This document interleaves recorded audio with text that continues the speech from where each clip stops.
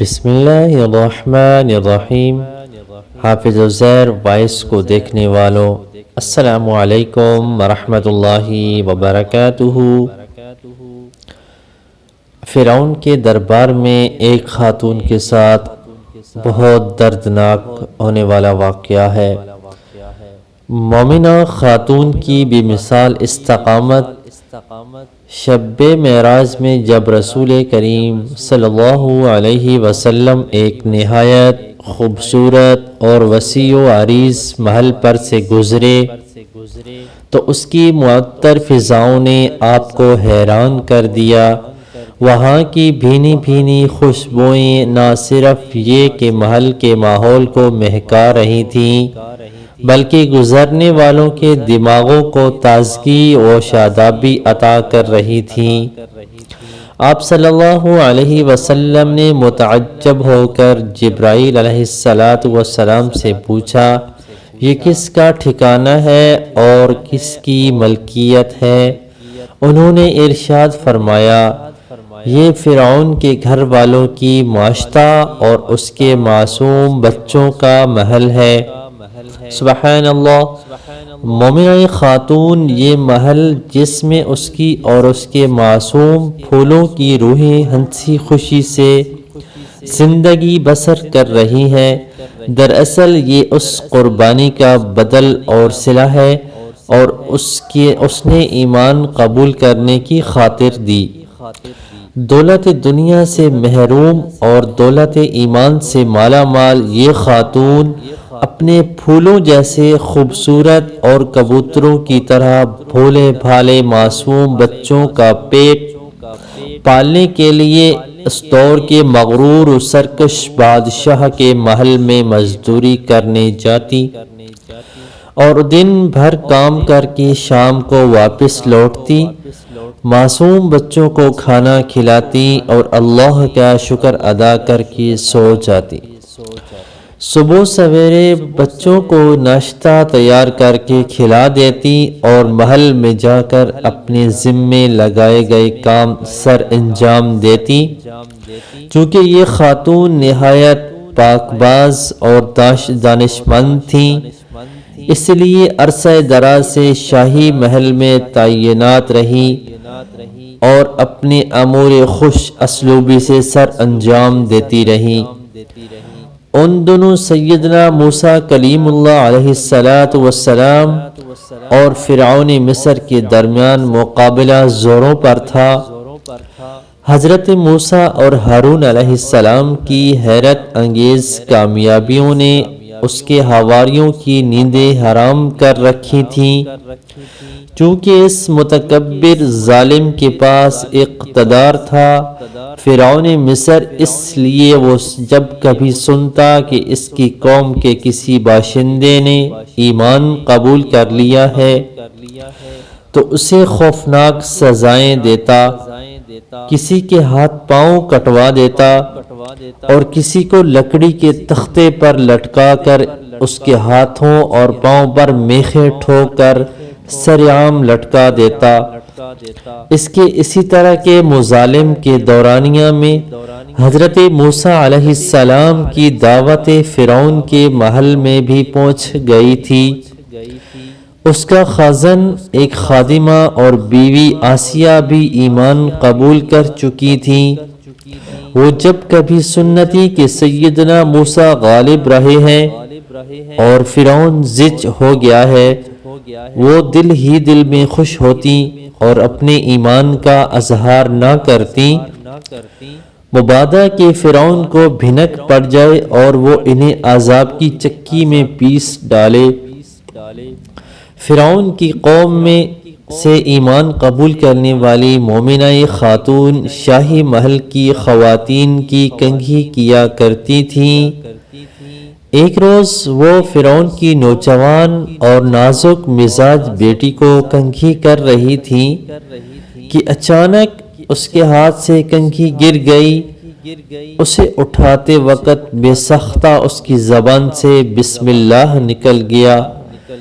جب فرعون کی نازک مزاج اور شوخ و طرار بیٹی سے یہ کلمہ سنا تو چونک پڑی اور پوچھا یہ اللہ کون ہے جو میرا، تیرا اور تیرے باپ کا رب ہے؟ مومنہ نے جواب دیا، وہ کہنے لگی کیا میرا باپ سارے لوگوں کا رب نہیں ہے؟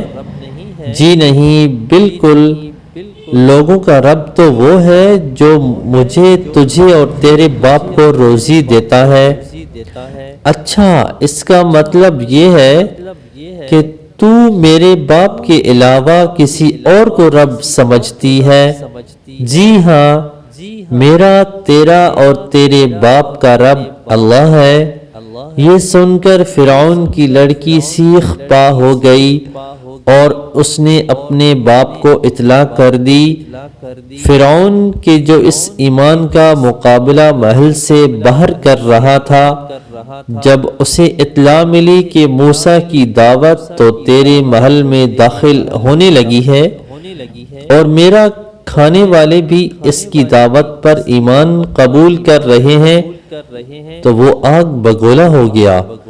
اس نے اس بات کا سخت نوٹس لیا اور اپنی خادمہ کو برسر دربار بلا کر جواب طلبی کی، مجھے اطلاع ملی ہے کہ تو میرے سوا بھی کسی کو رب مانتی ہے، کیا یہ بات درست ہے؟ جی ہاں، یہ بات درست ہے کہ میرا اور تیرا رب اللہ تعالی ہی ہے جو بلند و بزرگ برتر ہے۔ وہ ظالم یہ سن کر بگڑ گیا اور آگ بگولا ہو کر سپاہیوں کو حکم دینے لگا کہ تانبے کی بنی ہوئی دیگ کو گرم کرو اور جب وہ آگ جیسی ہو جائے تو مجھے اطلاع کرنا۔ اس کے بعد فرعون نے اس بی بی کو بلایا اور دھمکی دی کہ اگر تو نے میری خدائی تسلیم نہ کی اور اس بات پر قائم رہی جو موسیٰ کہتا ہے، تو میں تیرے سامنے تیرے بچوں کو اس دیگ میں پھینکواؤں گا اور آخر میں تجھے بھی نظر آتش کر دوں گا۔ معصوم اولاد ماں باپ کی بڑی کمزوری ہوتی ہے۔ فرعون لعین نے جب اس مومنہ خاتون کو بچوں کے جلا ڈالنے کی دھمکی دی، اس نے کمال استقامت کا مظاہرہ کیا، نہایت اطمینان سکون سے جواب دیا اور کہا کہ میں تو اس حقیقت پر ایمان رکھتی ہوں کہ میرا اور تیرا رب اللہ ہی ہے۔ اگر تو اس کی پاداش میں مجھے اور میرے بچوں کو مار ڈالے گا تو میں صبر کروں گی۔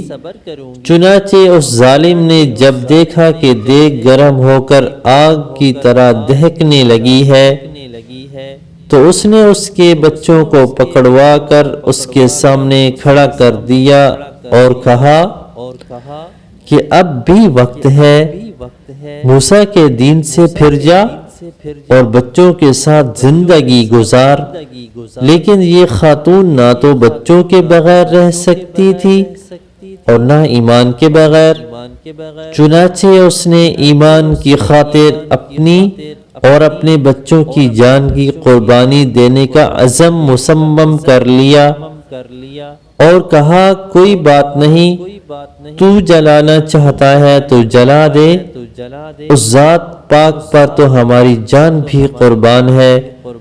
البتہ اس نے اتنی درخواست کی کہ میری اور میرے بچوں کی ہڈیوں کو ایک ہی جگہ دفنایا جائے۔ فرعون نے کہا تو نے عرصہ دراز تک ہماری خدمت کی ہے، اس کے صلے میں ہم تیری یہ درخواست منظور کرتے ہیں۔ اس کے بعد لعین نے اس کے ایک معصوم بچے کو دہکتی ہوئی دیگ میں پھینکوا دیا۔ آن کی آن میں اس کے معصوم کی ہڈیاں نظر آنے لگی۔ فرعون انتظار کرنے لگا کہ اب یہ خاتون میرے پاؤں پکڑ کر منت سماجت کرے گی، لیکن اس اللہ کی بندی نے اس جانکہہ صدمے کو نہایت استقلال سے برداشت کیا اور صبر و شکیب سے مجسمہ بنی رہی۔ پھر اس نے دوسرا بچہ بھی پھینکوا دیا، لیکن یہ حرف اف تک زبان پر نہ لائی اور ایمان پر قائم رہی۔ اس کے بعد فرعون نے تیسرا پھینکوا دیا، وہ بھی آن کی آن میں جل گیا اور اس کی ہڈیاں صاف نظر آنے لگیں۔ جب اس نے دیکھا کہ یہ تو ٹس سے مس نہیں ہوتی تو اس کی آتش غضب بھڑکی اور چوتھا بچہ بھی دیگ میں پھینکوا دیا۔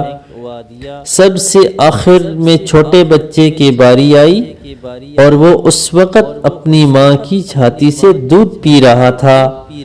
فرعون کے سپاہیوں نے جب اسے ماں کی گود سے چھینا اور اسے گھسیٹتے ہوئے دیگ کی طرف لے جانے لگے تو ماں کے صبر کا پیمانہ لبریز ہو گیا۔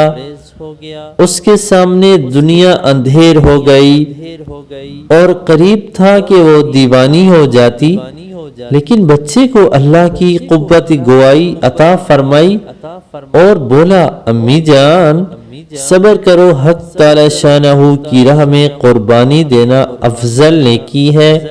اسے صبر آ گیا۔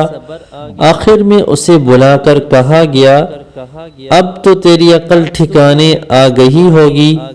اس نے جواب دیا، جی ہاں، میری عقل ٹھکانے پر ہی ہے اور میں اسی بات پر قائم ہوں کہ میرا اور تیرا رب اللہ ہی ہے۔ فرعون نے یہ سن کر مزید بگڑ گیا اور اسے بھی بچوں کے ساتھ پھینکنے کا حکم دے دیا۔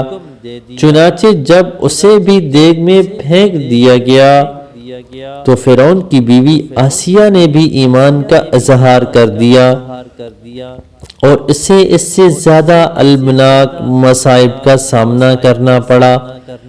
اسے بھی سولی پر چڑھا دیا گیا اور اس کے ہاتھوں اور پاؤں میں میخیں ٹھونک دی گئیں اور اسے تختے سمیت دھوپ میں لٹکا دیا گیا۔ وہ بیچاری کئی دنوں تک سسک سسک کر اللہ کو پیاری ہو گئی، لیکن آخری دم تک ایمان پر قائم رہی۔ اللہ تعالیٰ ان کی قربانیوں کو قبول فرمایا اور جنت میں اپنے پاس انہی جگہ عطا فرمائی۔ اللہ تعالیٰ سننے والوں کو اس پر عمل کرنے کی توفیق دے اور